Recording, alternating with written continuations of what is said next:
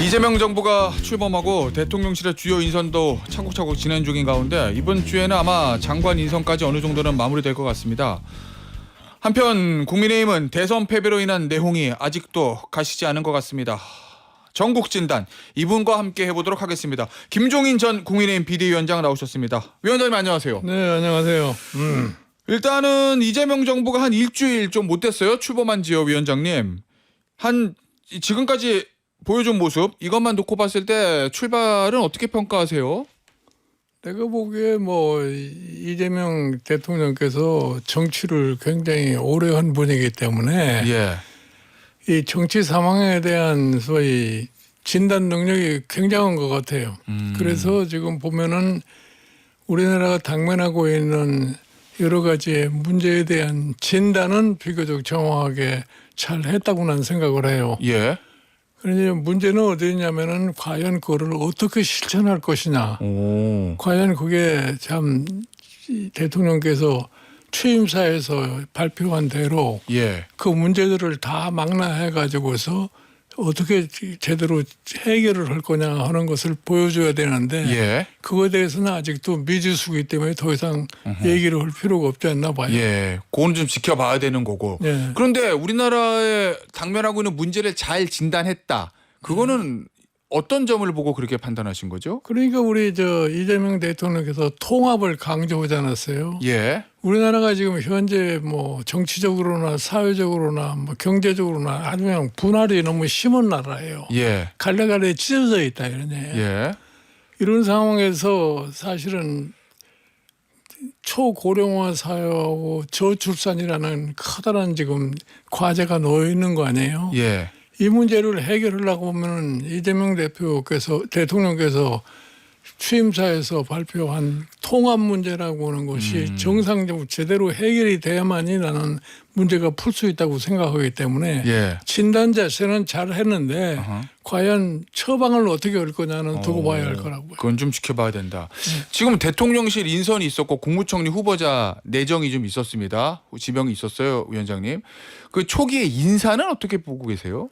초기 인사는 지금 대통령 당선되자마자 그 이튿날로부터 바로 맞아요. 정부를 운영해야 되기 때문에 예. 별로 생각할 여유가 없었을 거예요. 예. 그러니까 자기 주변에서 자기와 호흡을 그동안은 잘 맞춰있던 사람들로다가 인사를 하다가 보니까 거의 정치인들이 전부 다 총리도 되고 비서실장도 되고 예. 정무수석도 되고 예. 그렇지 않았나 이렇게 생각을 해요. 예. 알겠습니다. 이 김민석 총리 후보자 그리고 강훈식 비서실장 그다음에 우상호 정무수석 요 라인은 야당과의 소통, 국민 통합 이런 측면에서 봤을 때는 괜찮은 인사다 이렇게 위원장님 평가하십니까? 다 아시는 분이시잖아요, 위원장님. 내가 보기에는 총리라는 거는 별로 할 일이 없는 사람이니까. 와, 우리나라 총리 근데 자체가요? 예. 그 자체에 대해서는 별로 누가 되는지에 대해 별로 관심이 없어요. 예. 그러나 비서실장이나 지금 정무수석으로 된 우상호 정무수석 같은 경우는 예. 정치인으로서 국회에서 오랫동안 소위 체험을 했기 때문에 예. 정치적인 문제를 해결해 나가는 데는 아마 굉장히 능력을 갖다 발휘할 수 있다고 생각을 해요. 예. 그러니까 윤석열 대통령 시절과 비교를 해볼 것 같으면 그때는 너무나 대통령실이 정치적으로 부재했고 예. 지금은 너무나 정치적으로 강화되지 않았나 이렇게 생각을 해요. 오히려요. 예. 자, 그 윤석열 대통령은 예. 본인도 정치 경험이 없는 사람에다가 예. 초기에 대통령실 구성을 보면은 전부 관료니 이런 사람들을 비서실장 갖다 놓고 그렇게 하지 않았어요. 예. 그런데 여기는 지금 이재명 대통령께서는 자기가 정치적인 경험이 풍부한데도 예. 거기다가 정치인 비서실장 또 정치인 정무수석을 갖다 놨기 때문에 예. 이 대통령실이 지금 정치적으로 굉장히 참 활발하게 운영되지 않을까 이렇게 생각을 해요. 예. 경제가 사실 지금 안 좋고 경제를 좀 살려야 되는데 지금 이재명 대통령 경제 라인들 보면은 정책실장이 이제 기재부 차관을 지냈던 관료 출신이고 그다음에 경제수석을 이름을 경제성장수석 이렇게 하면서 이제 주류 경제학자 출신의 교수 출신을 임명을 했거든요. 그 라인업은 어떻게 평가하십니까? 내가 보기엔 뭐 어느 정도 조화를 갖추기 위해서 실장은 관료 출신을 갖다 놓고 예. 뭐 성장수석이라는 사람은 저희 교수 출신을 갖다 놨기 때문에 예. 그게 어떻게 조화가 잘 될는지 난 모르겠어요. 나 뭐 예. 경제수석 된 사람 나 개인적으로도 잘 아는 사람인데. 하준경 수석이요? 예. 예. 뭐 그 사람도 뭐 자기 분야에서는 능력이 있는 사람이에요. 예. 근데 사실은 문제가 뭐냐면은 지금 우리나라의 경제 현실에 대한 예. 인식이 철저해야 되겠는데. 그리고 지금은 단순한 무슨 뭐 저희 관료적인 사고방식 가지고서 문제를 해결할 수도 없는 거고 단순한 뭐 교수가 뭐 이제 학문적인 이론을 가지고 해결할 수 있는 그런 상황이 아니에요. 예. 예를 들어 제가 지적하다시피 지금 우리가 당면하고 있는 가장 큰 문제 중에 하나가 초고령화 사회의 저출산 문제인데 예. 이게 모두가 다 재원과 연관이 돼 있어요. 그렇죠. 초고령화 사회의 노인들의 복지는 어떻게 재정으로 뒷받침할 것이며 예. 또 이 저출산 문제라는 것도 완전히 경제적인 문제와 연결이 되어 가지고서 생겨나는 문제이기 때문에 이걸 어떻게 다룰 것이냐 이런 얘기예요. 예. 그러니까 지금 그 문제를 다루기 위해서는 상당히 참 대단한 상상력이 있어야 되는데 예. 과연 그러한 상상력을 발휘할 수 있는 능력이 있느냐 하는 것은 지켜봐야 할 것 같아요. 알겠습니다. 자, 국민의힘으로 좀 이야기의 주제를 바꿔보겠습니다. 위원장님, 뭐 선거를 졌고요, 크게 졌고, 그리고 이제 당이 이제 회생하기 위해서 좀 여러 가지 움직임들이 나오고 있는 것 같은데, 이 국민의힘에 대해서 뭐 재개발이 필요하다, 재건축이 필요하다, 완전히 부시고 뭐 다시 져야 된다, 여러 가지 얘기들 나오거든요. 위원장님 어떻게 보세요? 지금 국민의힘 상황을? 내가 보기엔 늘 내가 그렇게 강조한 게 뭐냐면은 국민의힘은 사실은 4월 4일 대통령이 탄핵되기 그 전의 상황엔 완전히 잃어버려야 돼요. 예? 그거에 대한 미련을 갖고 있을 것 같으면 당을 바꿀 수가 없어요. 그러니까 지금 국민의힘이라는 것은 우리가 좀 과거로서부터 추리를 해올 것 같으면은 19대 총선 빼놓고 20대 총선서부터는 계속해서 국민의힘이 일당을 차지하지 못했어요. 특히 저희 20대 선거에서 수도권에서 거의 완전히 패하다시피 했고 21대, 22대는 뭐 완전히 뭐 수도권을 다 잃어버렸기 때문에 뭐 겨우 이제 윤석열 대통령이 0.7% 차로 대통령은 됐지만 결과다 지금 탄핵으로다가 물러나는 그런 상황 아니에요. 그러면 당이 왜 그런 상황에 처해 있느냐를 갖다 좀 냉정하게 좀 판단해 볼 필요가 있어요. 그런데 지금도 이 국민의힘의 사람들 생각을 볼 것 같으면 뭐 지금은 그렇지만 적당히 지나가면은 해결이 되지 않겠냐는 이런 사고가 팽배한 것 같아요. 어차피 내 지역구는 탄탄하다. 그러니까 사실은 국민의힘의 중진 의원님들께서 대단히 죄송한 말이지만 정치 상황에 대한 판단이 굉장히 나는 둔하다고 생각을 해요. 그러니까 시대가 변천을 하면은 저희 정치도 거기에 시대의 변화, 국민들의 의식의 변화에 적응을 해야만이 정치가 성공할 수가 있는 건데 그거를 못했기 때문에 오늘 날 결국은 국민의힘이 지금 이런 상황에 봉착할 수밖에 없게 된 겁니다. 알겠습니다. 아니 이 41%를 얻었는데 김문수 후보 이거 일각에서는 이 숫자가 오히려 독이 될 수도 있다. 차라리 그냥 크게 지는 게 낫지라는 일각의 지적도 있던데 의원님은 어떻게 보세요? 아니 그러니까 뭐 41% 얻었다고 그러지만 지금 이재명 대표가 얻은 표와 격차가 280만 표 가까운 거 아닙니까? 그렇죠. 지금 그게 사실은 단순한 그런 수치로 생각을 하면 안 돼요. 근데 지금 뭐 41%를 얻었기 때문에 어느 정도 희망이 있다 이렇게 생각을 하는데 사실은 보수가 결집을 해서 김문수 후보가 41%를 땄다고 그러는데 내가 보기에는 그게 보수가 결집을 해서 된 게 아니에요. 사실은 이재명 대표에 대한 개인적인 불신을 가진 사람들이 저희 김문수 후보를 찍었다고 나는 생각을 해요. 그리고 흔히들 얘기를 해서 이준석 후보와 단일화가 됐으면 혹시 이길 수도 있지 않았느냐 이렇게 얘기를 하는데 내가 보기에는 만약에 이준석 후보와 단일화가 됐으면 이재명 후보가 아마 과반수가 넘었을 수도 있어요. 그 이준석 후보의 표가 글로 일부 갔을 거다 말씀이신 거죠? 다 당연한 거죠. 예. 거기서 한 2%만 가면 과반수가 넘는 건데. 그러네요. 예. 그러니까 사실은 뭐 단일화를 못해서 선거를 이기지 못했다는 이런 소리도 하면 안 돼요. 알겠습니다. 그러면 위원장님 이제 국민의힘은 좀 새로 태어나야 될 건데 어찌 됐건 선거 이후에 또 대선 패배하고 내년에 지방선거도 있으니까요. 지금 가장 먼저 해야 될 거는 뭡니까? 지금 사실은 가장 먼저 해결해야 할 건 뭐냐면은 예.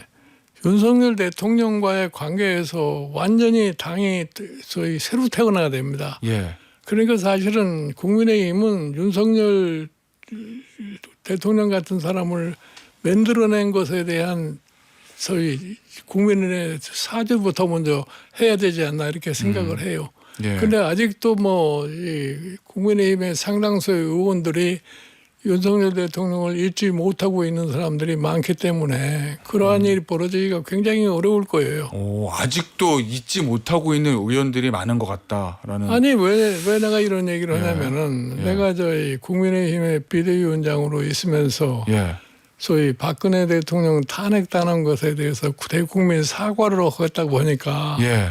중진 의원들이 한 10여 명 몰려와서 나보고 뭐 때문에 사과를 하느냐고 그러더라고. 예. 그러니까 이제 뭐 밤낮 지금 뭐 저희 탄핵을 받았으면은 그 탄핵이라는 건 이미 지나간 상황이니까 그거를 잃어버리고 거기서부터 자유스러워야 되는데 예. 그거에 대한 미련을 갖고 그것이 뭐 잘못된 거니 뭐니 자꾸 이런 얘기를 하는 사람들이 생기면은 예. 더 이상 개선의 여지가 없다고 나는 봐요. 그러면 그 중진 의원들은 본인 지역구나 이런 거 봤을 때 윤석열 전 대통령과 그 강성 지지층들 끌고 가는 게 도움이 된다 뭐 이렇게 보는 걸까요? 내가 개인적으로. 보기에 자기 지역구는 관계도 없어요. 예. 사실은 국민의힘에는 영남 출신 의원들이 뭐 대다수를 차지하고 있는데 예. 그분들은 솔직히 얘기해서 공천만 받으면 된다고 생각하는 사람들이에요. 그렇겠죠. 그러니까 뭐 당이 어떻게 되느냐 이거에 대해서는 내가 보기에는 별로 크게 관심이 없는 사람들이라고 봐요. 그러니까 편하게 가려면 윤석열 전 대통령 계속 안고 있으니까 나는 편하다 이거군요. 아니 그러니까 뭐 그건 예. 뭐 윤석열 대통령을 갖다가 뭐 안고 예. 가든지 뭐 버리고 가든지 그건 예. 별로 상관이 없을 거예요. 아, 예. 아니 근데 지금 뒤늦게지만 조금 뭐 김문수 후보도 해단식 때 선거 캠프 해단식 때 와서 뭐 비상계엄과 탄핵에 대한 반성 뭐 대통령 그렇게 할 때까지 당은 뭐 했나 이런 얘기들을 하고 있고 지금 몇몇 의원들 한 사과하고 있거든요. 그 아니, 움직임들 어떻게 보세요? 그런 얘기는 후보가 되기 전에 얘기를 했어야지. 예, 김문수 후보도요. 후보가 되는 과정에서 김문수 후보라는 분은 굉장히 애매한 태도를 취하지 않았어요. 예, 윤석열 대통령과 완전한 단절도 못하고 그냥 어정쩡하게 선거를 하다가 보니까 예, 이번 선거라는 게 뭐예요? 이번 선거는 계엄에 대한 심판이라고요. 예, 그러니까 뭐 이번 선거에서 국민의힘이 선거를 이길 수 있다고 착각한 건 거의 처음부터 잘못된 거라고 생각을 하고 내가 개인적으로 그런 얘기를 했어요. 이번 선거는 계엄에 대한 소위 탄핵에 대한 소위 국민의 심판이기 때문에 우리 국민의 자존심을 생각해서라도 이번에는 절대로 국민의힘의 후보가 대통령은 될 수가 없다는 걸 내가 미리 이미 얘기를 했어요. 예, 예. 근데 본인들만 그걸 모르는 거예요. 그리고 오히려 윤석열 전 대통령과 가까운 사람을 후보로 내도 이길 수 있다 이렇게 착각하고 그렇게 있었다는 생각하죠. 말씀이시죠? 그러니까 뭐 한덕수 얘기도 하고 뭐 이렇게 됐던 거 아니에요. 예, 알겠습니다. 아니 어찌됐건 지금 이제 오늘 의원총회에서 뭐 여러 가지 이야기들 나올 것 같은데 당장 이제 시급한 게 이거를 전당대회를 빨리 열어가지고 새로 저 당대표를 선출해야 되느냐 아니면은 비대위를 그냥 연장해야 돼가느냐 이거거든요, 위원장님. 내가 보기에 과연 전당대회를 빨리 여는 것이 당에 도움이 되느냐 하는 건 아마 생각해 볼 필요가 있다고 생각을 해요. 이게 지금하고 비슷한 것이 2020년에 예, 소위 선거에 대패하고 나서 똑같은 얘기를 했어요. 예. 무슨 비대위를 만드는데 비대위라는 거는 것은 전당대회 뭐 2달 후에 전당대회 하는 거 관리하는 비대위를 만드는지 어제 이렇게 하다가 예. 결국 가서 예. 이제 비대위를 한 10개월 동안 할 수밖에 없게 됐었는데 그때 위원장님 비대위원장 하셔서 성과가 아니 좋았잖아요. 그래 아니 그래서 내가 그런 거예요. 내가 뭐 전당대회를 하기 위한 비대위는 나는 안 한다고 내가 그랬던 당시에요. 거예요. 예. 예. 그래서 내가 이제 10개월 동안 해서 오세훈 시장 당선시키고 나서 당을 이제 나와버렸는데 예. 지금도 그때나 상황이 비슷해요.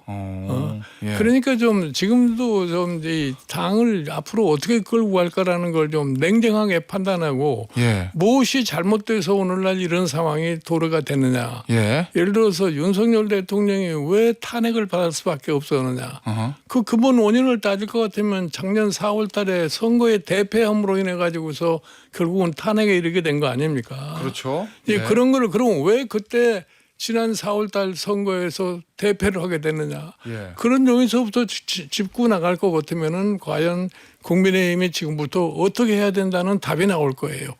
근데 그런 거, 그러니까 국민의힘의 지금까지의 발전의 영역을 쭉 한번 훑어봐 가지고서 예. 무엇이 잘못돼서 오늘날까지 이렇게 됐느냐 하는 거를 생각을 하고서 당을 개편할 생각을 해야지. 예. 그저 그냥 단순한 지금 현재 상황만 가지고서 논의를 했다가는 내가 보기에는 아무런 답이 나오지 않을 거예요. 그러면 전당대회 하기 전에 지난 2020년, 21년에 있었던 그런 형태의 비대위가 먼저 떠는 게 맞다는 말씀이시잖아요. 내가 위원장님. 보기에는 뭐 그러면- 자기네들이가 알아서 예. 뭐 결정할 사항이지만 예.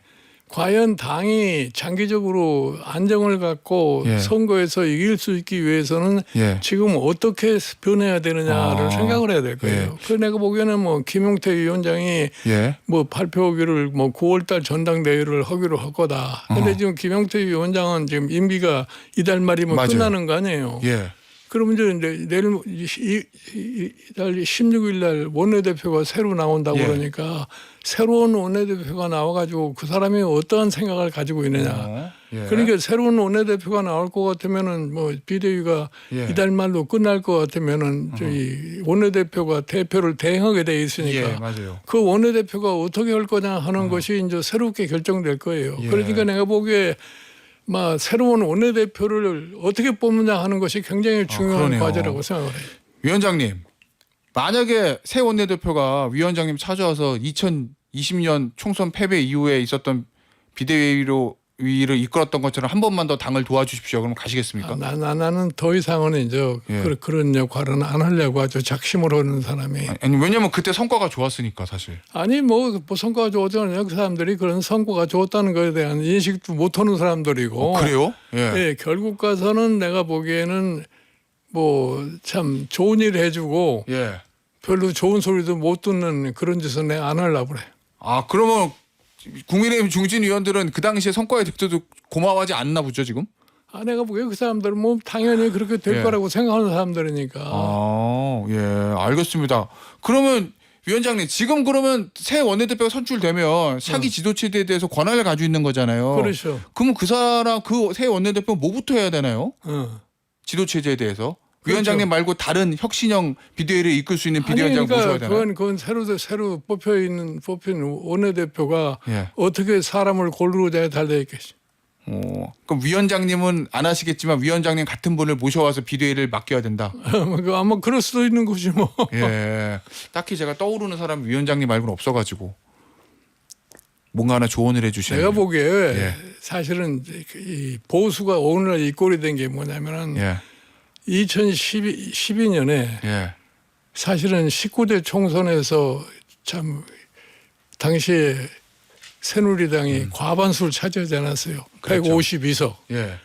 그 이제 그거를 이제 빌미로 해가지고 대통령 선거까지 해서 이겼죠. 과반수 이상의 득표로다가 박근혜가 당선이 된 거예요. 예. 내가 솔직히 얘기해서 그 대통령 선거에 적극적으로 내가 참여하게 됐던 게 다른 게 아니에요. 예. 우리 박근혜 대통령께서 날 보고 총선을 하면서 자기가 느끼는 게 뭐냐. 어허.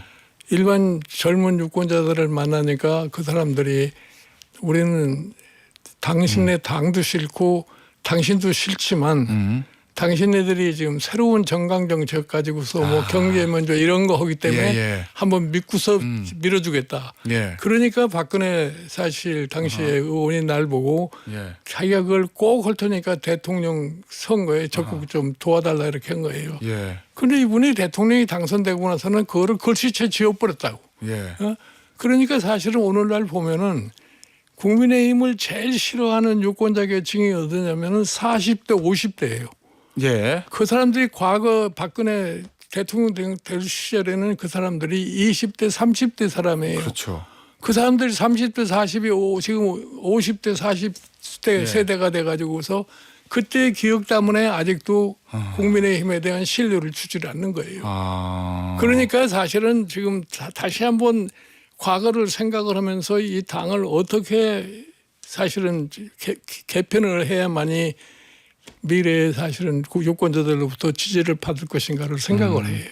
예. 근데 그런 지금 개념이 없어요 지금. 알겠습니다. 김문수 전 후보가 당대표 전당대 열리면 또 나올 수도 있다. 뭐 이런 얘기도 좀 솔솔 나오던데. 내가 보기에는 본인이 그런 욕심을 가질 수도 있을 거예요. 본인은 안 한다고 그러는데 예. 그분이 대통령 경선 과정에서 볼 것 같으면 뭐 자기가 당선이 되면 한독수 그날 저녁에 뭐 단일화한다고 약속을 한 사람인데 그것도 안 지킨 사람이기 때문에 예. 그 사람 말에 소위 신빙성을 갖다 부여할 수가 없잖아요. 예. 그러니까 뭐 경우에 따라서 주변에서 자꾸 부추기고 할 것 같으면 당 대표에 출마할 거라고 는 생각을 해요. 아, 당대표 출마할 것이다. 그게 바람직한 겁니까? 아니면은 안 하는 게 맞습니까? 내가 보기에는 이 국민의힘의 미래를 위해서는 예. 그런 당 대표가 안 나오는 것이 나는 현명할 거라고 생각을 해요. 아, 당의 미래를 위해서는요, 국민의힘에. 알겠습니다. 마지막 질문 될 것 같은데요, 위원장님.